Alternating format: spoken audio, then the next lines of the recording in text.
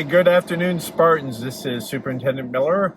We're here with another episode of Riding with Rob, and I feel really very safe right now. I have four of our exemplary school resource officers as today's edition. So I'm just going to go around the car and let them introduce themselves. And Officer Sanchez, if you could just tell us how long you've been a police officer and how long you've been an SRO with Bixby Schools. Sure.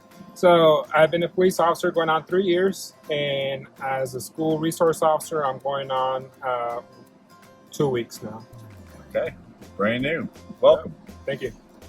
Bradley Kendall. I've been a police officer in Bixby for 8 years. It's my 4th year as a school resource officer. It's hard to believe it's been 4 years already, Officer Kendall.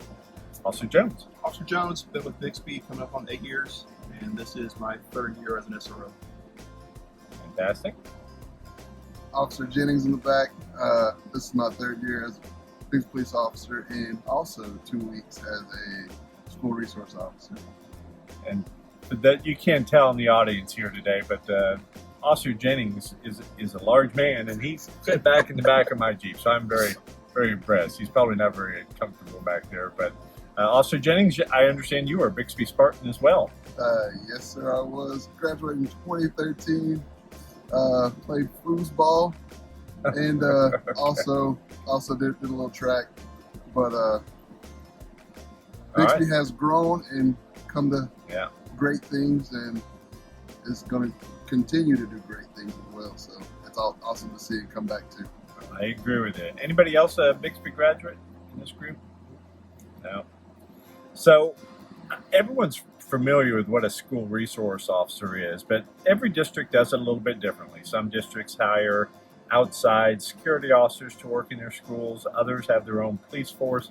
But in Bixby, for the last decade or so, we have actually contracted with the city of Bixby to have Bixby police officers who serve as SROs. And then when they're not working with the school, like during the summer, you go back to regular duties, regular patrols. So you are not only connected with what's happening in the schools, but you're also very in tune with what's going on in our larger community and those sorts of trends and things like that. So that we think is a great benefit for our schools, because it's not, your focus is broader than just our schools, but certainly first priority when schools are in operation is the safety and security of our kids.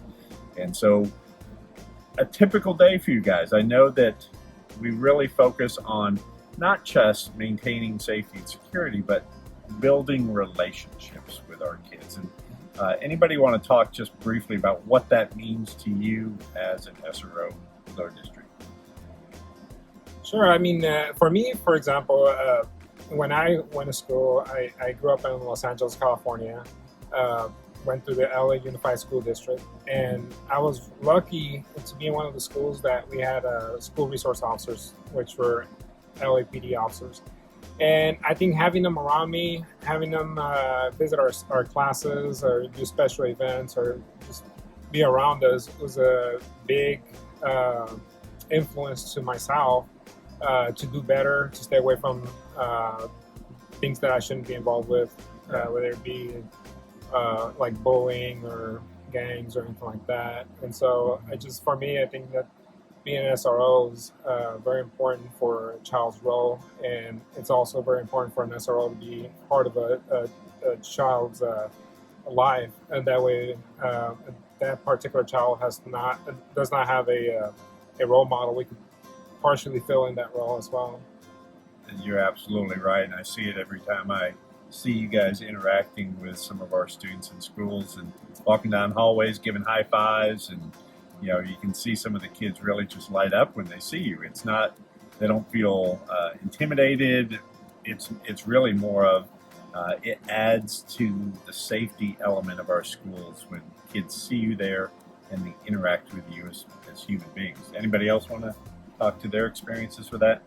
Well, so much of people's interaction with police officers, especially for kids, is most likely going to be a negative experience. So we're trying to be in the schools as frequently as we can be. We're there in the mornings when they get dropped off, trying to say hello to them when they get there. encourage them to have a good day. And throughout the day, we're at their lunches, in their classrooms, just trying to build relationships with these kids. And you talked about relationships, and that's so important for us as our school administrators and our teachers, and the relationships that you guys have working side by side with our principals and assistant principals and dealing with, unfortunately, some student behaviors and things that happen in our school. But they really are two separate lanes, where the school's focused on maintaining order within the school, following the policies and student handbook, and then there's a criminal side to some of the things that may happen in schools too. So we really work hard to keep those lanes separate, but also working very closely together. At the end of the day, we want to do what's best for students and help them learn when they make mistakes, but also sometimes you guys have to be the heavy when it comes to that. If a student's broken the law, done something that's criminal, then they may have school consequences and civil consequences or criminal consequences as well. So based on the start of this school year, what are some things that you see that you would like our families to know, certainly high school kids that are driving? We've got some busy campuses. There's a lot going on, especially new construction around the high school. Any advice or suggestions for our folks? Officer Jones, what would you like to share? Just make sure you give yourself enough time to get where you're going. 131st caused an issue for people going to East. Memorial always backs up. And around the downtown area with the high school, Central Elementary, it's going to take a little extra time. So make sure you're allowing that and don't get in a rush. Okay, absolutely. And I'll add to that, especially in the high school area, you may notice that we've got construction workers that are crossing that road all day long. And so if you're driving that area, please be cautious of that and keep your speed low so that you can be observing people that are walking around there, and keep it safe for everyone. I know that I've seen some cars unfortunately pulled over in front of one of our schools too. So remember, when those flashing lights are on, they mean business. And so it's not to write tickets or do anything more than that. It's really about keeping kids and families safe as they're coming in and out of our schools. Anything else that we need to talk about today? Just to add, we are also there if you guys ever need to talk or just need someone to vent to. Just pull us to the side and we can be an ear for you if you need that. And that goes for teachers, staff, children, and then also parents. If you guys ever have questions, feel free to reach out and contact us. That's a great point, Officer Jennings. I'm glad you brought that up because, again, it's about relationships and it's about providing safety and security. And one of the best ways to do that is to know what's going on. And so, students, if you hear something, see something that makes you feel uncomfortable or unsafe, one of these four gentlemen is a great one to talk to, certainly if they're available, or an administrator or a teacher. But we all want to work together to make sure that this is a safe and welcoming school district for you so that you can learn to your best ability and fulfill your potential. But thank you, gentlemen, for the work that you do every single day in working with our administrators and teachers in making this a great school district and a safe place to be. Thank you. Appreciate you joining. Thank you. All right. Officer Sanchez, sign us off. Thank you. Bye.